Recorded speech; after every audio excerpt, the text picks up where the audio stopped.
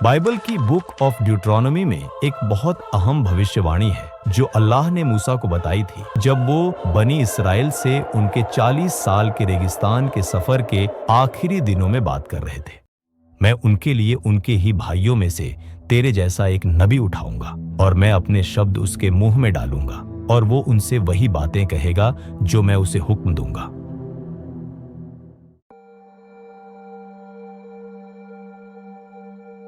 अल्लाह ने मूसा को बताया कि जो आने वाला नबी होगा वो तेरे जैसा होगा।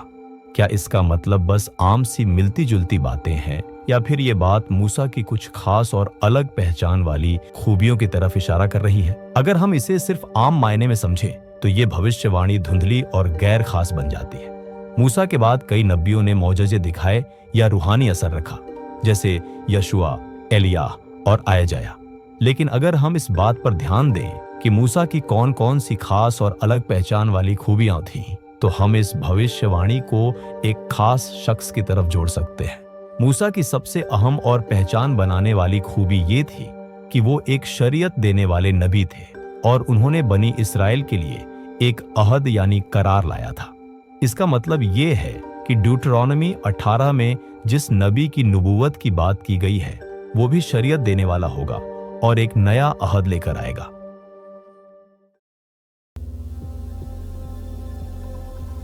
जब मूसा ने ये भविष्यवाणी सुनाई तो वो बनी इसराइल से ही मुखातिब थे। अगर ये नबी बनी इसराइल में से ही कोई होता तो कहा जाता तुम में से, न कि उनके भाइयों में से। इसका मतलब ये निकलता है कि वो नबी यहूदी नहीं होगा बल्कि किसी करीबी रिश्तेदार कौम से होगा, जैसे इस्माइली या अदूमी, जो दोनों ही इब्राहिम की नस्ल से हैं और इस वजह से इसराइल के भाई माने जाते हैं। एक और बहुत अहम आयत इस तर्जुमा की तायीद करती है। इसराइल में फिर कभी कोई ऐसा नबी नहीं उठा जो मूसा जैसा हो, जिसे अल्लाह ने इतनी करीबी से जाना हो। इब्रानी नस्खे से ये मालूम होता है कि मूसा जैसा कोई नबी इसराइल के अंदर कभी नहीं उठेगा। सामरी तन तोरा के इसी आयत के तर्जुमा में ये बात और भी साफ तौर पर कही गई है। इसराइल में फिर कभी कोई ऐसा नबी नहीं उठेगा जो मूसा जैसा हो, जिसे अल्लाह ने रूबरू जान लिया हो।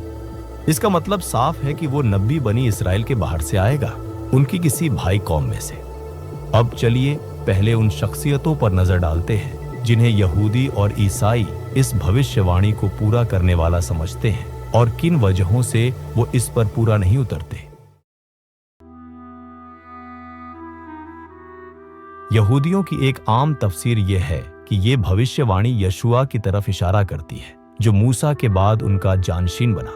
लेकिन यशुआ इस भविष्यवाणी के मयार पर खरा नहीं उतरता क्योंकि उसने मूसा की तरह कोई नई शरीयत नहीं लाई। यशुआ ने वही तौराह मानी और उसी पर अमल कराया। यशुआ इस भविष्यवाणी का नबी इसलिए भी नहीं हो सकता क्योंकि वो बनी इसराइल में से था, जबकि भविष्यवाणी में साफ कहा गया है कि वो नबी उनके भाइयों में से होगा।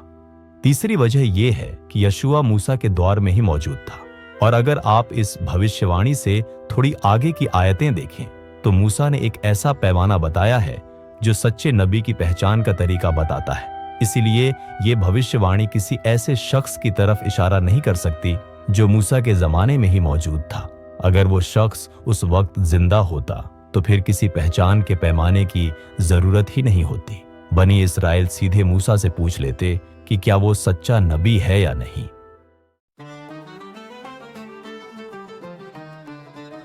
ईसाई कहते हैं कि ये भविष्यवाणी ईसा मसीह की तरफ इशारा करती है, मगर वो भी इस भविष्यवाणी को पूरा नहीं करते क्योंकि ईसा मसीह भी बनी इसराइल में से ही थे और उन्होंने भी मूसा की शरीयत की तस्दीक की, कोई नई शरीयत नहीं लाई। यह मत समझो कि मैं शरीयत या नबियों को खत्म करने आया हूँ। मैं खत्म करने नहीं बल्कि उन्हें पूरा करने आया हूँ। और सबसे बड़ी और फैसलाकुन दलील कि ईसा मसीह इस भविष्यवाणी के नबी नहीं हो सकते बाइबल की बुक ऑफ जॉन में मिलती है।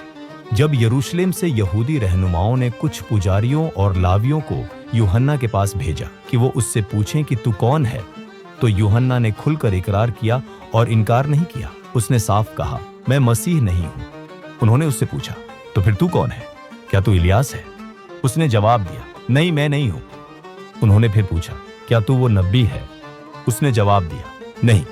ये तीनों पहचाने, मसीह, इलियास और वो नबी, तीन अलग अलग शख्सियतों की तरफ इशारा करती है। अगर ये सब एक ही शख्स होते तो यूहन्ना से एक ही सवाल बार बार पूछा जा रहा होता, जो कि बेमानी है। इससे साफ होता है कि वो नबी, मसीह या इलियास से अलग कोई और है। यूहन्ना से किया गया अगला सवाल इस बात को और भी वाज़ेह कर देता है। फिर तू बपतिस्मा क्यों देता है जब तू ना मसीह है, ना इलियास और ना ही वो नबी? चूंकि ईसाई और मुसलमान दोनों मानते हैं कि ईसा मसीह ही मसीह है, इसलिए वो नबी नहीं हो सकते।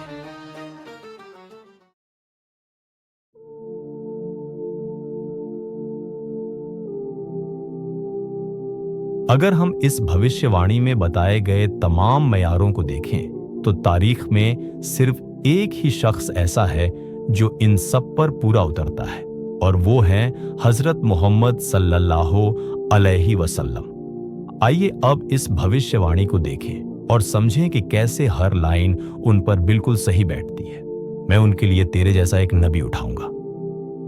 तो क्या हजरत मोहम्मद सल्लल्लाहु अलैहि वसल्लम वाकई मूसा जैसे नबी थे?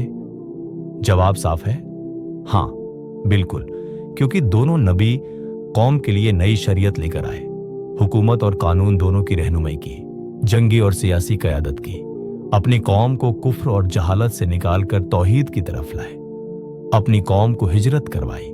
यह समानताएं सिर्फ मुसलमानों ने नहीं मानी, बल्कि गैर मुस्लिम स्कॉलर्स ने भी इन्हें तस्लीम किया है। रब्बी मोशे ग्रीनबर्ग ने कहा, बनी इसराइल की बात की तारीख में कोई भी शख्स मूसा की तरह इतने अलग अलग किरदार अदा नहीं करता।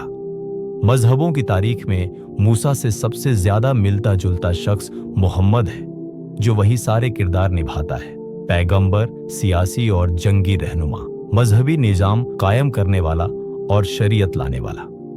रिवरेंड जेम्स एल डॉव ने Collins dictionary of the Bible में लिखा, पूरी तारीख में अगर किसी को मूसा से थोड़ा भी मिलाया जा सकता है तो वो सिर्फ मोहम्मद ही है। इस भविष्यवाणी का दूसरा अहम नुक्ता है उनके भाइयों में से।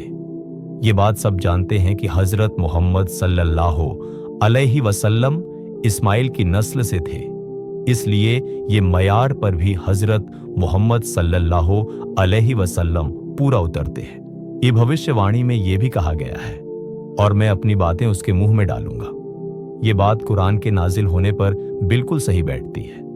मुसलमान मानते हैं कि कुरान अल्लाह का लफ्जी कलाम है, जो हजरत मोहम्मद सल्लल्लाहु अलैहि वसल्लम पर वही के जरिए नाजिल हुआ।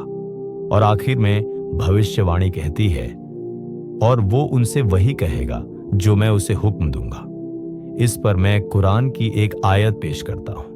वन्नज्मि इज़ा हवा मा ضل साहिबुकुम वमा गवा वमा यंतिक़ु अनिल हवा इन हुवा इल्ला वह्युन यूहा अल्लमहु शदीदुल क़ुवा।